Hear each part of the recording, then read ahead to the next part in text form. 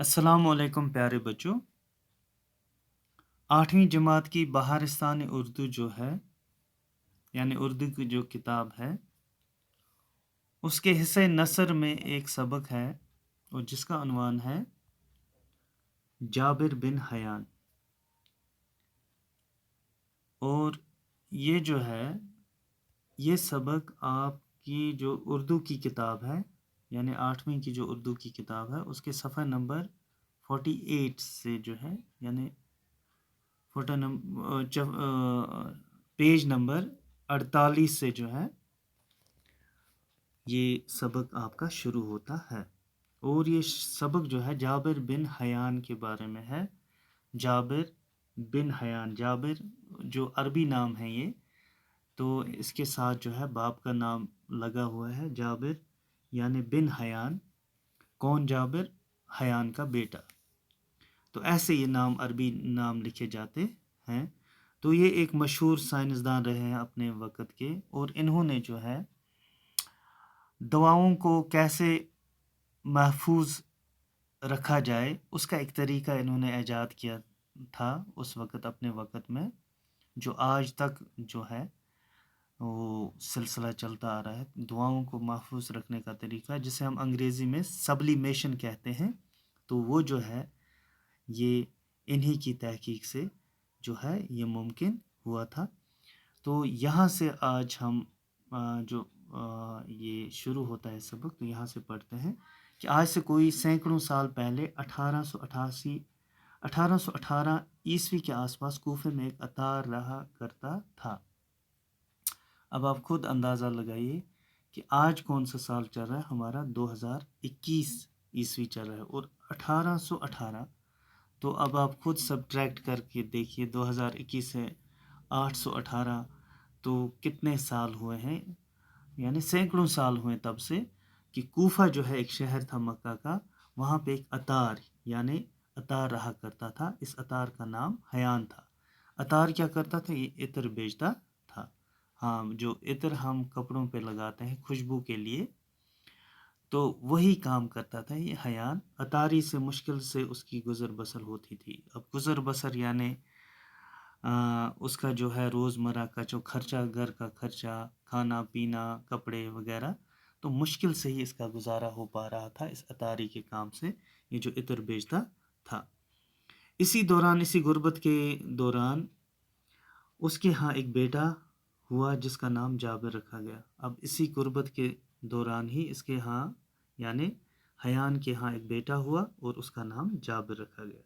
तो अब आप समझ गए होंगे जाबिर बिन हयान यानी जाबिर हयान का बेटा। हयान को फिक्र लाहक हुई कि अब क्या होगा। अब हयान और परेशान हो गया कि अब तो बेटा भी हो गया और घर में बिल्कुल कोई ये गुज़र बसर होने का कोई जो है सिलसिला सही ढंग से नहीं चल रहा था।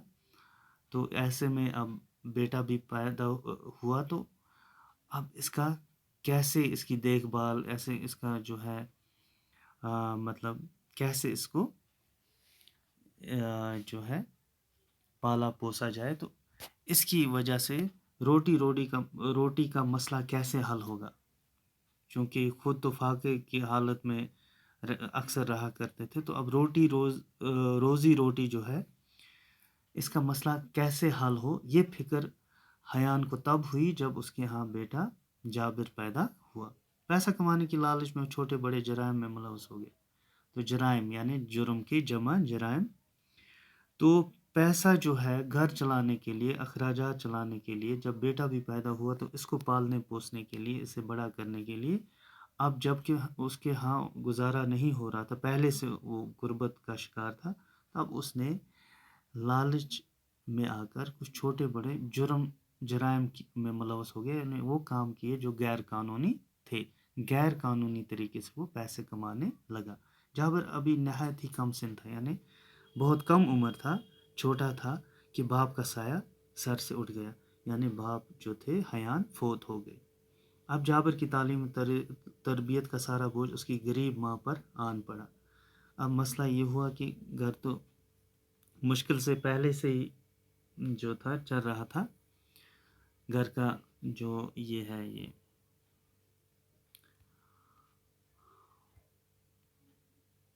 گزارا مشکل سے ہو رہا تھا ان کے ہاں، روٹی روزی کا مسئلہ تو پہلے سے تھا، تو اس کے بعد اب جب حیان بھی گزر گیا تو اس کی ماں جو ہے وہ بہت پریشان ہوئی. تو یہاں سے جو ہے جابر کی تعلیم و تربیت کا بھی مسئلہ تھا، تو وہ کیسے کی جائے اور غریب ماں کیسے یہ سب کچھ کر پاتی. تو ماں نے کمسن جابر کو کوفہ کے باہر گاؤں میں ایک رشتہ دار میں اپنے رشتہ داروں کے ہاں بھیج دی، چونکہ اس کے لیے ناممکن تھا اس کا جو ہے اس کو پالنا پوسنا، اس کی جو ہے دیکھ بھال، اس کی جو ہے کھانا پینا، تعلیم وغیرہ، اس کا خرچہ اٹھانا. تو ماں جو تھی انہوں نے انہیں کمسن یعنی چھوٹے جابر کو کوفہ کے باہر گاؤں میں اپنے رشتہ دار جو تھے ان کے ہاں بھیج دیا. اس طرح جابر کو بچپن کے یہ دن دیہات کی آزاد فضا میں گزارنے کا موقع ملا.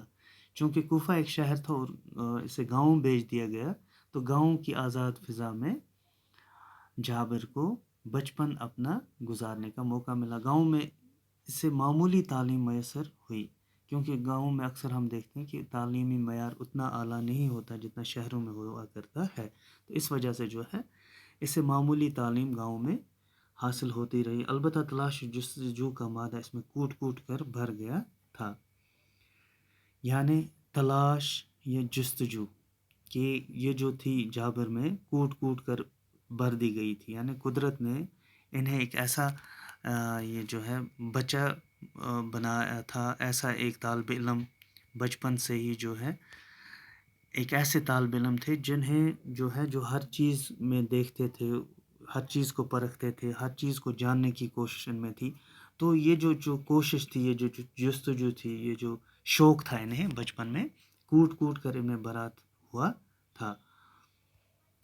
کچھ سال گاؤں میں، اب ہم پیج 49 پہ آ گئے ہیں. کچھ سال گاؤں میں گزارنے کے بعد جابر واپس کوفہ آ گئے. تو کچھ سال ایسے گزرے گاؤں میں، اس کے بعد جابر واپس کوفہ آ گیا. ان دنوں کوفہ میں عمدہ علمی ماحول تھا.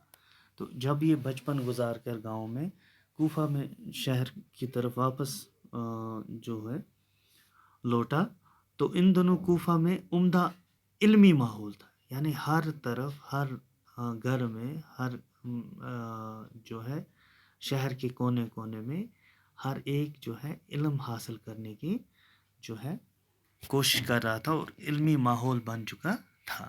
یعنی جو ہے ہر طرف کوفہ شہر میں لوگ علم حاصل کرنے میں لگے ہوئے تھے، اپنے بچوں کو اعلیٰ اسکولوں میں بھیج رہے تھے. اعلیٰ تعلیم حاصل کرانے کے لیے جو ہے سارا جو ہے لوگوں کا دھیان اسی طرف تھا کہ کیسے ان کے بچے جو ہیں عمدہ تعلیم حاصل کریں، اور یہ ماحول وہاں پہ بن چکا تھا. تو آج کی ویڈیو میں بس اتنا ہی ہم پڑھ پائیں گے، کیونکہ ویڈیو کا جو ہے سائز بڑھ جانے سے پھر اسے اپلوڈ کرنے میں ہمیں مشکل ہو جاتا ہے. تو اگلے ویڈیو تک کے لیے اللہ حافظ.